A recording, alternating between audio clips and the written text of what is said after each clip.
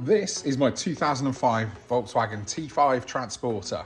Well, actually, it's a Caravelle, but it's very, very broken. And while I've been off playing with Minis, old Volkswagens, even rebuilding old Volkswagens from scratch, this has been sat here, and it's the most annoying fault.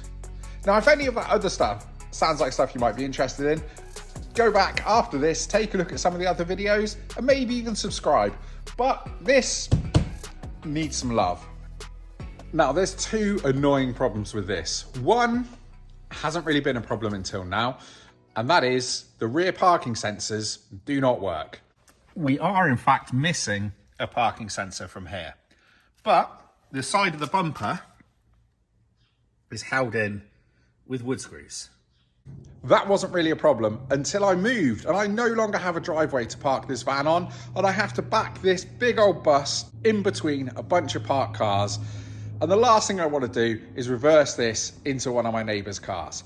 So that is one of the reasons I haven't been driving it, but it's not the most annoying. The other one is that the windows do not go down. Yeah, the windows and the electric mirrors stop working, and they conveniently stop working when the mirrors were folded in. So what's that meant? Well, the van has sat here not being driven until now, because while it's been sat in the barn, for some reason, the mirrors decided that they wanted to unfold. But then I tried again and the windows still aren't working. The problem I've got is that the electric window switch, the electric mirrors don't work. And the biggest giveaway for this, that there is a problem, is when you turn your headlights on, the window switch doesn't illuminate. I had a look online, and on the Dubbed Out Community Facebook page, there was someone else with this exact same problem. So it's given me the idea today that I'm going to try and fix this problem with a can of switch cleaner. On the post it said that they took the window control module out, gave it a clean, popped it back in, and 5 years later it's still going strong. Now that sounds too good to be true, doesn't it? So of course I'm going to try that low budget solution, but then also we need to look at why I had this problem in the first place. Why was my door card filling up with water? With the door card off, you can see that this has got wet at some point, or repeatedly, and not in the good way. But the good news is I've got an idea where all that came from, and hopefully it's an easy fix. But with the door card off, there was some evidence of foul play. Yes, the the janky wiring in this van is just on another level, and having cleaned off some of the electrical tape, I can see exactly how bad it is. And if we look here, I mean, what on earth have they done? They've tapped into the original loom, and these wires here run to the back of the van to where the switches are. So I think I'm going to start by cutting those out. Then we're going to have to take this module off and clean it. Now, I think what we need to do is support the window with some masking tape, because I think once I take these three bolts out, I've got a sneaking suspicion with that off, the window is just going to drop down. So I need to support the window, unbolt this, and then hopefully with that off, I can get to the clips on the other side, because you've got clips here and here, but with those sort of flicked up here, it's still kind of tight on the back. So I think it's probably going to be easier if I just remove that, and then I can take that module apart, give it a clean up the contacts and the plugs as well, because as you can see in here, that's got some little blue residue powdery stuff in there, which would suggest that it's got wet. And then hopefully that will be the windows working again. And of course, more importantly, the mirrors, because with the mirrors folded in, I can't drive it. So let's get this module off and see how we get on. But first things first, I've got to sort out these old wires because they are horrific. So it's just a case of snipping out all the nasty crap that's been added in by the previous idiot, cleaning up the wires, or just stripping off some fresh wire, soldering them back together, and then just a little bit of heat shrink slid over to give a nice finish and keep these connections covered.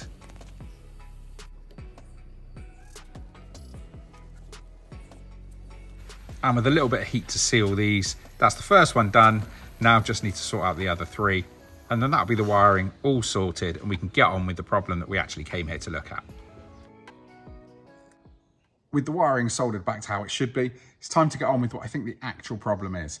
And that is this window module has got wet. Now, a replacement for this is a couple of £100. So worst case, that's what I'm looking at. But hopefully it's just a case of cleaning off the board and we should be good to go. I've taped up the window, as when I undo these, I think the window could drop.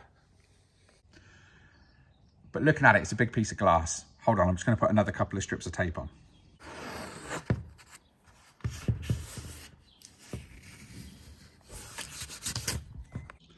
Now, with the T25 bit in the driver, let's go. With these undone, this is why we put the tape on to support the window, because there's nothing to hold it up.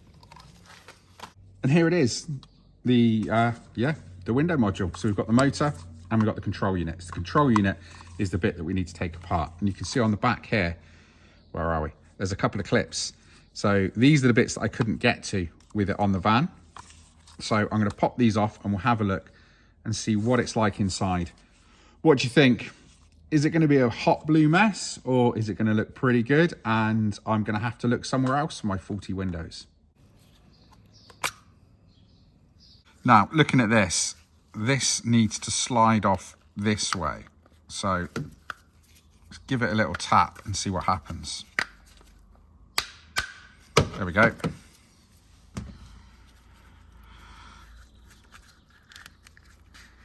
And that should give us, or that will give us access to the insides to give it a little scrub and a bit of switch cleaner. But on the surface, it doesn't look too bad. Oh, hold on. Yeah, just that could be enough to stop it working. You can see the little bit of corrosion there, and then I'm struggling to pick it up with the camera. But on this photo, you can see that it's quite blue and furry. And that hopefully is the problem. There we go. Kind of see it a little bit better there. Hopefully we can get this cleaned off with a bit of switch cleaner and a toothbrush, and it'll only have cost us a couple of quid. Right, now this isn't regular WD-40, this is fast drying contact cleaner. We've got some contacts that need cleaning and it dries fast. So let's hope it does what it says on the tin. So just a little bit of a squirt on there. And we get our toothbrush and give it a gentle rub. And hopefully that's all it needs. I'm just working the bristles in. Again, it's a toothbrush, so it shouldn't really do any damage. But that looks like we've cleaned it all off there.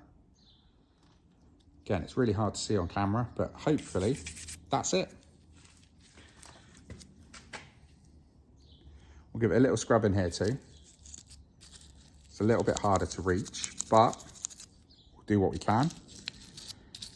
Oh, the back side of this board cleaned up. It's just time to slot it back in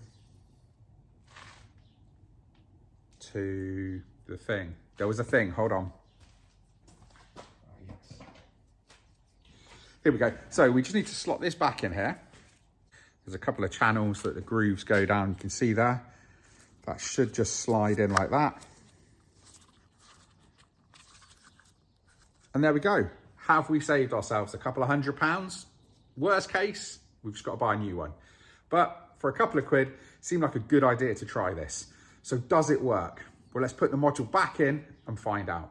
Now, if we turn the lights on, we've got power, which is always a good sign. Off and on. Well, we definitely didn't have that before. With the door back together, it's time to look at what caused this problem in the first place. And there could be one of two problems. From what I've seen online, it's either the door seal, so I've got a new one of those to go on, but more commonly, it could actually be these little screws in the roof gutter. Now water gets in here and it just gets past the threads and just leaks into the van. And as we can see in the headliner, it's been leaking in here quite badly. So I think it's more than likely going to be the roof gutters, not the door trim.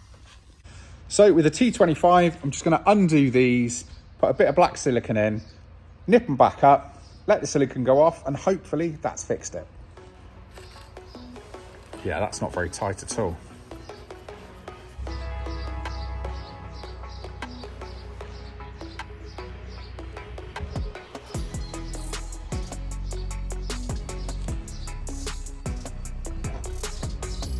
Doesn't need to be a lot, does it? It just gets in the threads and it'll seal it, won't it?